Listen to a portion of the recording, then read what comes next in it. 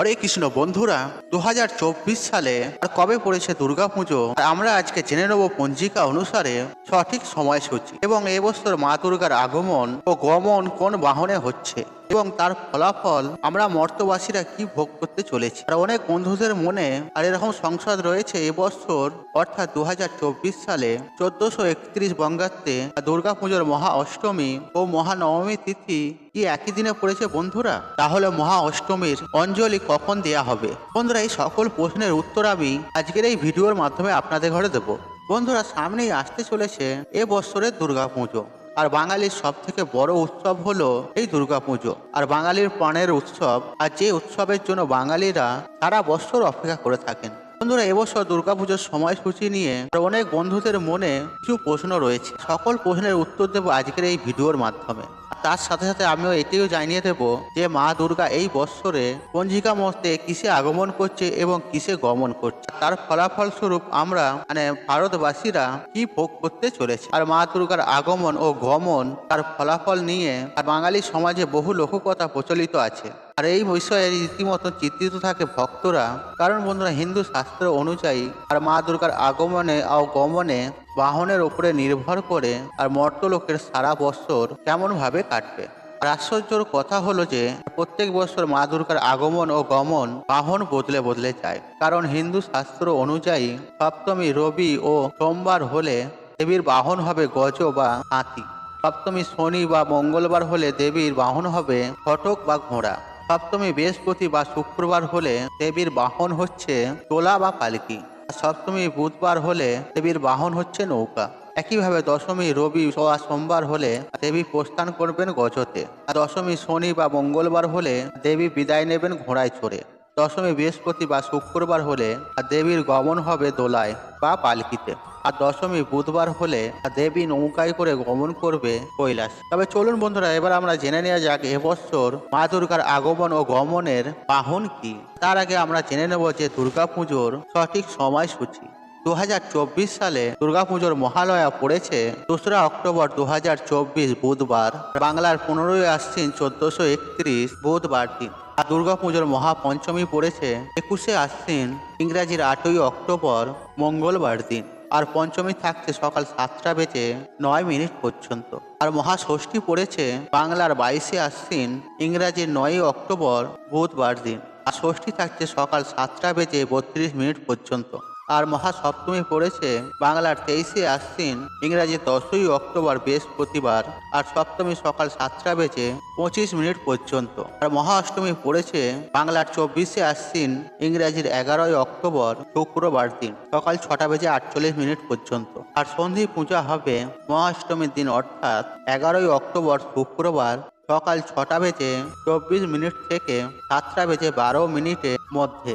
মহানবমী ও দশমী একই দিনে পড়েছে, আর সেটি পড়েছে 25শে আশ্বিন ইংরাজির 12ই অক্টোবর শনিবার দিন। আর নবমী থাকছে সকাল 5টা বেজে 44 মিনিট পর্যন্ত। তারপরে হচ্ছে দশমী। বন্ধুরা, এই হলো যে দুর্গাপুজোর সময়সূচি। বন্ধুরা, এবার প্রশ্ন হচ্ছে যে মহাষ্টমীর অঞ্জলি আপনারা কখন দেবেন? বন্ধুরা, মহাষ্টমী পড়েছে 11ই অক্টোবর শুক্রবার দিন, সকাল 6টা বেজে 48 মিনিট পর্যন্ত মহাষ্টমী থাকছে।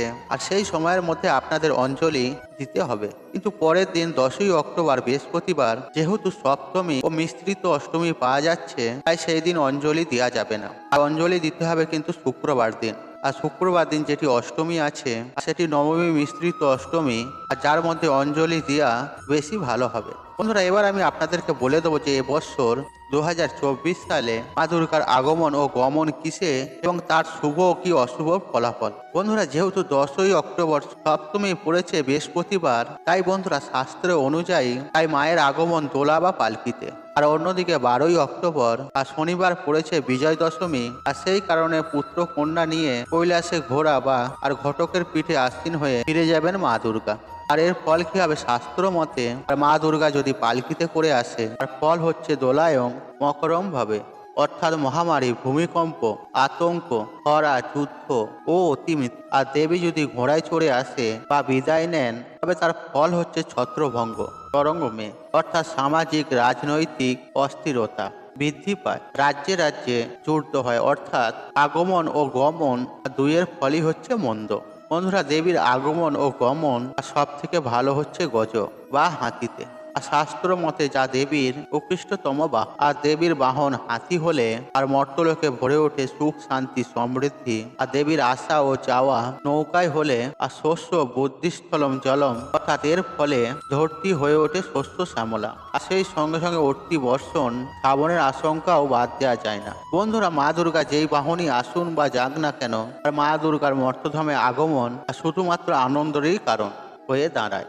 কারণ বন্ধুরা, এই পুজোর জন্য বাঙালিরা সর্বত্র যেখানেই বাঙালি থাকুক না কেন, আর সবাই কিন্তু সারা বছর অপেক্ষা করে থাকে এই পুজো আনন্দের সঞ্চারের জন্য। তার সাথে সাথে একটি পুজোর সাথে বহু মানুষের ব্যবসা, বহু মানুষের উপার্জন এবং কি বহু শিল্পীদের শিল্প এবং বহু শ্রমিকের দিন মজুরি আটকে থাকে। তাই বন্ধুরা, বাঙালি মানুষের পুজো শুধুমাত্র আনন্দ নয়, অর্থনৈতিক ব্যবস্থাকেও মজবুত করে। আর প্রচুর প্রচুর মানুষ এই কয়েকটা দিনে যা অর্থ উপার্জন করে, আর সেটা তার সারা বছরের 30% অর্থ। তাই মা সর্বদাই সন্তানদের মঙ্গল চান, আর মায়ের হাত সর্বদাই সন্তানদের আশীর্বাদের জন্য। তাই বন্ধুরা, দুর্গাপুজোয় মা দুর্গার আগমন ও গমন নিয়ে চিন্তিত হবেন না।